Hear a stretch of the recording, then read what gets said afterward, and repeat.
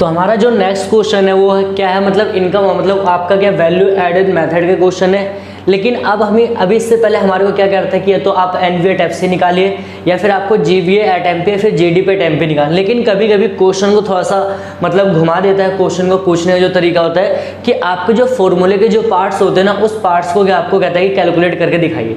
तो यहाँ पर जैसे आपके पास एक क्वेश्चन आपको दे रखा है, मतलब ये भी आपका सैम्पल पेपर का ही क्वेश्चन है जो इस बार का लेटेस्ट जो सैम्पल पेपर है। तो वहाँ पर क्या कर रखे कि आपको बिक्री का परिकलन कीजिए, मतलब अब आपको क्या है यहाँ पर आपको ना तो जीवीए ना तो वो निकालना, ठीक, आपको क्या निकालना है, बिक्री का परिकलन करना है। क्या करना है, बिक्री का परिकलन करना है। तो इसमें हमें देखना है, तो करना कुछ नहीं होगा, क्वेश्चन को आपको देख के थोड़ा सा हाइपर नहीं होना है, क्योंकि बच्चा कंफ्यूज होते हैं, बच्चे बहुत सारे होते हैं पेपर में कि हमारे को यहाँ कुछ दिया ही नहीं है, कारक लागत पर निकालना है। क्या आप लोगों को बिल्कुल हाइपर नहीं होना है। बहुत सारे बच्चे का इसी वजह से क्या होता है, क्वेश्चन को देख के बहुत ज़्यादा हाइपर हो जाते हैं और वो क्वेश्चन क्या होता है, फाइनली क्या होता है, क्वेश्चन को स्किप कर देते हैं, तो छोड़ के आते हैं। तो कोई दिक्कत नहीं, यहाँ पर आप देखो कैसे करना। अगर आपसे कोई भी मतलब किसी भी क्वेश्चन का मतलब आपका जो वैल्यू एडेड मेथड का अगर आपको उसके पार्ट्स निकालने को कहता है, बिक्री हो गया, स्टॉक में परिवर्तन हो गया या उत्पादन का मूल्य हो गया, जो भी अगर आपसे निकालने ले, आपको निकालने का तरीका क्या है, आप लोग जो आप शुरू से करा वही करना है। सबसे पहले मैंने आपको बताया था क्या कि यहाँ पर हमें देखो सबसे पहले मिलेगा क्या मेथड से, हम कहते हैं कि जीवीए एट क्या मिलता है हमें, जीवीए एट एमपी मिलता है। सिंपली बात है, यहाँ पर फॉर्मूला इसका पुटअप कीजिए, क्या होता है, उत्पाद का मूल्य, क्या लिखते हैं, उत्पाद का मूल्य, ये हो गया, ठीक है। और माइनस में क्या होता है, मध्यवर्ती लागतें, क्या होता है, मध्यवर्ती लागतें, ये हो गया हमारा फॉर्मूला, ठीक है। या मध्यवर्ती उपभोग भी कह सकते हैं। अब देखो यहाँ पर मध्यवर्ती उपभोग दे रखा आपका, ठीक है, लेकिन यहाँ पर उत्पाद का मूल्य दे रखा है, लेकिन इसका हमें पता है कि कैसे निकालते हैं, बिक्री, ठीक है, और प्लस में क्या होता है, स्टॉक में परिवर्तन, क्या होगा, स्टॉक में परिवर्तन। ये सिंपल ही बात है, बिक्री प्लस में स्टॉक में परिवर्तन हो गया। अब मध्यवर्ती लागतें देखो कितने आपकी, मध्यवर्ती लागत आपकी कितनी यहाँ पर, ये आपका 1000, तो 1000 आपने मध्यवर्ती लागतें लिखी। अब देखो यहाँ पर आपसे कह रहा है कि बिक्री नहीं देगा, तो आपको बिक्री क्योंकि आपको निकालना है, ठीक है। ये बिक्री, स्टॉक में परिवर्तन कितना हो गया, स्टॉक में परिवर्तन देखिए आपका कहीं दिख रहा है, हाँ ये रहा, कितना आपका स्टॉक में परिवर्तन, -30। तो यहाँ पर आप क्या करिए, -30 स्टॉक में परिवर्तन, और ये आपका कितना होगा, ये आपका 1000, ठीक है यहाँ तक। अब फिर आपको देखो यहाँ पर क्या आ गया, तो यहाँ पर आपका क्या, बिक्री, ठीक है, क्या करना है, बिक्री, और फिर माइनस में आपका ये दोनों अगर जोड़ लोगे माइनस आएगा, तो कितना आएगा आपका 1030, कितना आ गया आपका 1030। तो ये जो हमारी फाइनली जो वैल्यू आ गई किसकी आ गई, जीवीए एट एमपी की। अभी हमारे देखो अभी हमारा क्या बिक्री प्रॉपर नहीं निकली, ये हमने क्या जो नॉर्मली क्या होता था कि जब हम मेथड का यूज़ करते थे हमें सबसे पहले मिलता क्या था, हमने उसको कैलकुलेट कर लिया। लेकिन अब पूरे क्वेश्चन में एक चीज़ को नोटिस करिए, आपको कुछ चीज़ उसने बना के दे रखी, कह रहे कि कारक लागत पर शुद्ध मूल्य वृद्धि, क्या कह रहा है, कारक लागत पर आपका शुद्ध मूल्य वृद्धि, मतलब फैक्टर कॉस्ट पे आपका क्या एनवीए एट एफसी दे रखा है। तो बस करना क्या कि आपको जो दे रखा है उसको आप पहले लिख लीजिए, एनवीए एट एफसी, और आपने क्या निकाला था, जीवीए एट एमपी, क्या निकाला आपने, जीवीए एट एमपी, ठीक है, आपने निकाल रखा था। अब पहले क्या करो, क्वेश्चन को दोबारा ध्यान से देखिए कि जो आपका यहाँ पर दे रखा था कारक लागत पर शुद्ध मूल्य वृद्धि, आपने वो यहाँ पर लिख लिया, ठीक है। और जो आपने दे रखा था, क्या दे निकाला था आपने कि जीवीए निकाल दिया। अब इसको पहले चेंज कर दो। अब देखो हमारे को मतलब ग्रोथ से क्या करना, नेट पे जाना है, तो हम क्या करेंगे, डैप को माइनस कर देंगे। डैप का मतलब यहाँ पर क्या होता है, आप कह सकते हो ये मूल्यह्रास, क्या होता है, मूल्यह्रास को आप डैप कह सकते हो। और मार्केट प्राइस से आपको फैक्टर पे जाना है, तो यहाँ पर क्या होता है, फैक्टर पे क्या होता है, माइनस में एनआईटी, क्या होता है, माइनस में एनआईटी, फिर आप शुद्ध अप्रत्यक्ष कर कह सकते हो, ठीक है। इसकी वैल्यू कितनी आपकी दे रखी है, इसकी वैल्यू कितनी आपकी लिख लो यहाँ पर 560। जीवीए आपने निकाला था, कितनी वैल्यू आती है, बिक्री माइनस में 1030, कितनी थी आपकी, यहाँ पर आपने निकाला था बिक्री, ठीक है, बिक्री माइनस में आपका क्या है 1030, ये हो गया।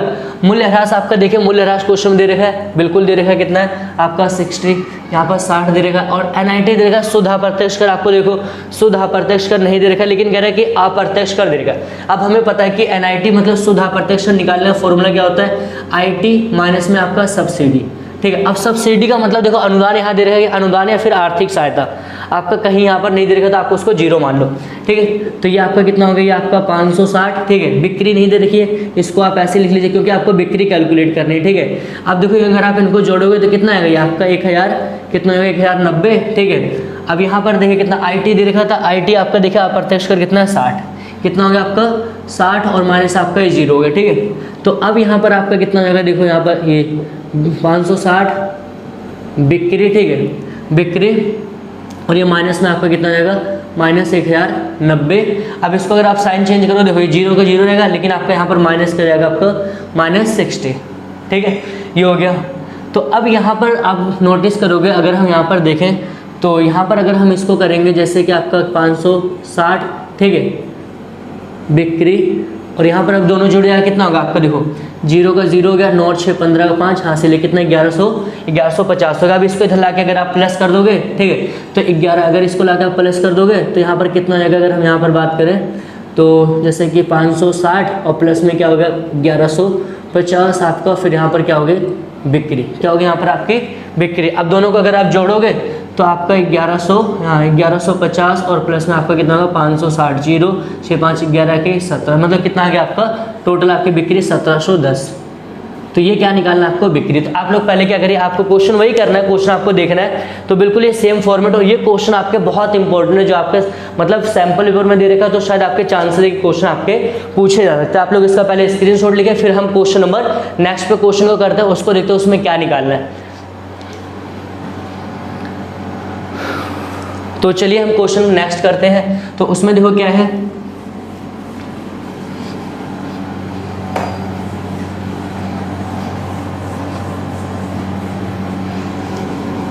अब देखिए क्वेश्चन में उसमें क्या कह रहा है, कह रहा है कि स्टॉक में परिवर्तन की गणना कीजिए। क्या कह रहा है, कह रहा है कि स्टॉक में परिवर्तन, अब वो भी हमारा क्या है कि जो मेथड हम निकालते थे वैल्यू एडेड का, वो भी क्या एक पार्ट होता था। जैसे बिक्री हो गया, उत्पाद का मूल्य हो गया, स्टॉक में परिवर्तन, तो बिक्री और स्टॉक में परिवर्तन को हम जोड़ते थे, हमारा उत्पाद का मूल्य निकलता था। ठीक है, तो अब हमें क्या स्टॉक में परिवर्तन, मैंने क्या कहा आपको क्वेश्चन में डरना नहीं है, क्वेश्चन को देख के बहुत हाइपर नहीं होना है। आप नॉर्मली क्या करिए, अपने स्टेप को फॉलो करें। सबसे पहले क्या करो, आपको क्या मिलता है फॉर्मूले से GVA@MP मिलता है। ठीक है, यहाँ पर लिख लिया। अब देखो हमारा इसका फॉर्मूला क्या होता है, फॉर्मूले को लिखते हैं कि हमारा उत्पाद का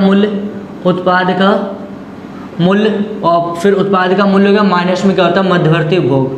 क्या हो गया आपका मध्यवर्ती उपभोग, ये हो गया मध्यवर्ती उपभोग हो गया। अब देखिए यहाँ पर उत्पाद का मूल्य आपका डायरेक्ट दे रखा नहीं दे रखा, लेकिन आपका बिक्री दे रखा है, और इस बिक्री और आपका स्टॉक में परिवर्तन आपको निकालना है। तो इसको कैसे निकालते हैं, बिक्री प्लस में क्या होगा आपका स्टॉक में परिवर्तन, क्या होगा आपका स्टॉक में परिवर्तन, मध्यवर्ती उपभोग या मध्यवर्ती लागत है। देखो दे रखा है क्वेश्चन में, बिल्कुल दे रखा है आपका कितना है, ये आपका कितना है 100, कितना आपका 100। ठीक है, अब देखो यहाँ पर बिक्री कितनी दे रखी है, बिक्री दे रखी है आपकी, देखिए क्वेश्चन में बिक्री दे रखी है कितने आपकी 400, तो 400 स्टॉक में परिवर्तन आपका निकालना है, स्टॉक में परिवर्तन। ठीक है, ये हो गया, और माइनस में आपका कितना यहाँ पर 100 है, कितना माइनस में आपका 100। ठीक है, तो अब देखिए यहाँ पर आपको कहना 400 में से आपका मतलब 400 में से आपका हो जाएगा 100, तो कितना होगा आपका 300, और प्लस में क्या होगा स्टॉक में परिवर्तन, स्टॉक में परिवर्तन। तो मान लेते हैं क्या है कि हमारा जो GVA की वैल्यू क्या आएगी, GVA@MP की वैल्यू कितनी आ गई, ये पूरी ये GVA की वैल्यू आ गई।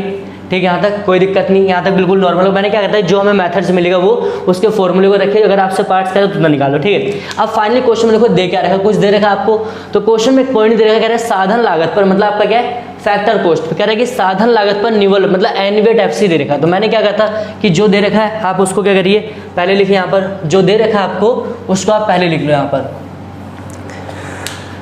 तो यहाँ पर अगर हम देखें क्या निकालना है हमें को, दे रखा है कि NVA@FC।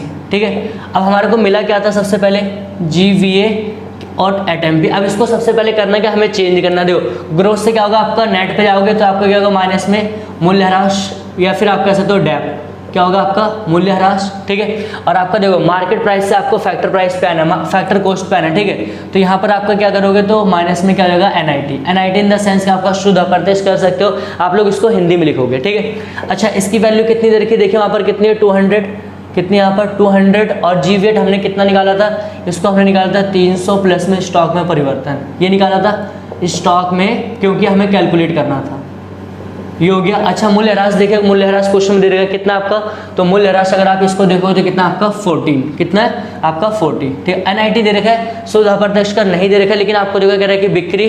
ठीक है, और सिर्फ अनुदान मतलब आपका आर्थिक सहायता। तो करिए क्या कैसे निकालते हैं, मतलब आपका IT माइनस में आपका सब्सिडी, ये हो गया।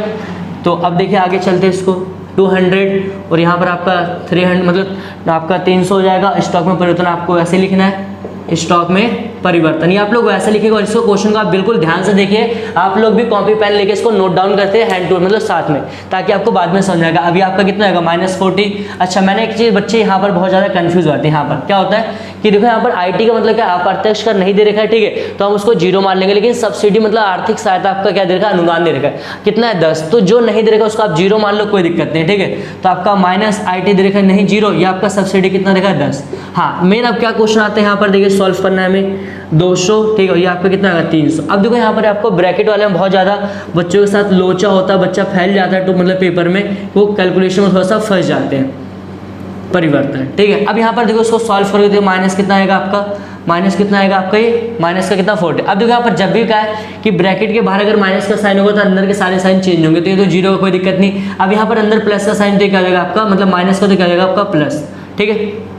इसको जोड़िए, अगर इसको जोड़ेंगे तो कितना आएगा 300 हो गया, और 10 से जोड़ लो कितना हो गया आपका ये। फिर आप डायरेक्ट क्या कर दो कि 40 में से आप 10 माइनस कर दो, कितना आएगा 40 में से आप 10 माइनस करोगे कितना आएगा आपका, तो वहाँ पर आपका कितना आएगा 30, तो आपका 300, ठीक है। माइनस में अगर हम यहाँ लिखेंगे 30, क्या माइनस में 30, ठीक है।